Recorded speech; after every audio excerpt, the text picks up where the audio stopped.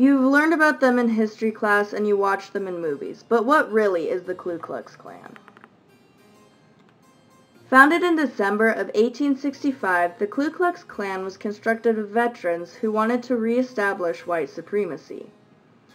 Used as a vehicle for white Southern resistance to the Reconstruction-era policies, the Ku Klux Klan dedicated themselves to violence against black and white Republican leaders and voters.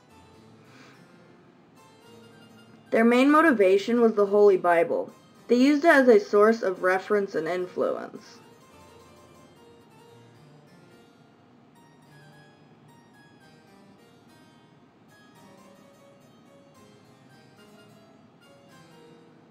Therefore, they saw themselves as witnesses to carry out the physical translation and saw nothing wrong with what they were doing against white and black Republican leaders and voters.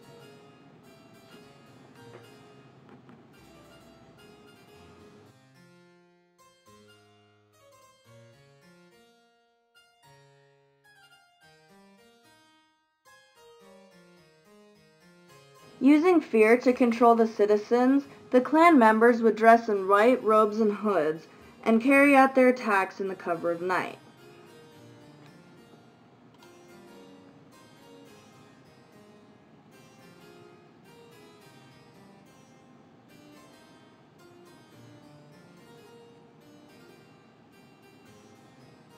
They would burn houses and beat other protesters if they tried to stop them. Because of the impending threat of immigrants, the Klan felt the need to keep America American, and the more they got away with large-scale criminal offenses, the more they saw themselves as above the law, which in turn caused the white leaders to fear speaking out against the Klan residing in the South.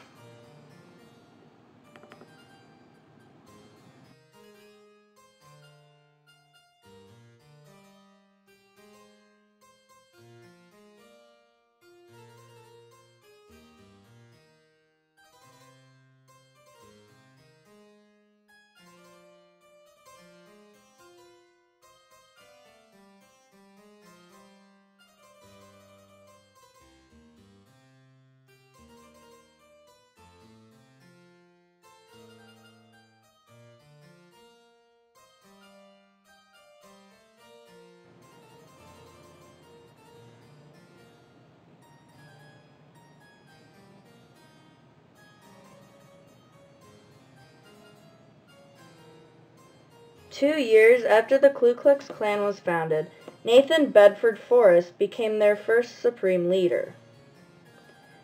However, his reign lasted only until 1871 when the Klan Act was passed. This allowed federal government to arrest the Klan members on a large scale, thus causing the Klan to largely disappear for about 30 years.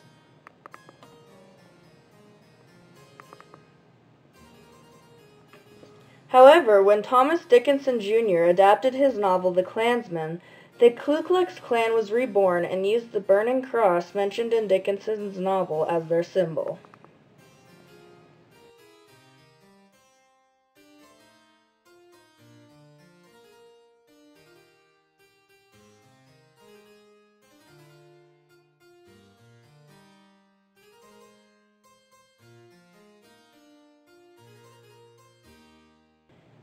Ten years later, D.W. Griffith's film Birth of a Nation sparked interest in the Klan. This caused a lynch mob led by William J. Simmons to murder Leo Frank, a Jewish factory superintendent, after which they burned a cross on a hilltop and named themselves Knights of the Ku Klux Klan.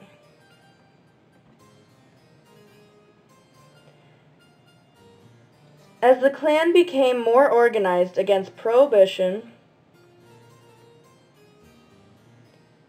anti-Semitism, xenophobia, communism, and anti-Catholicism, the members began to realize they could face large criminal charges. This caused another large decline in the membership of the Ku Klux Klan yet again.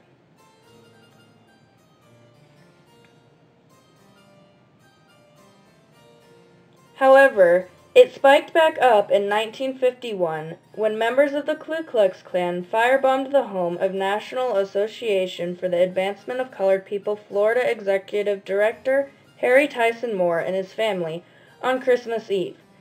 After this, bombing was predominantly used as their main attack method.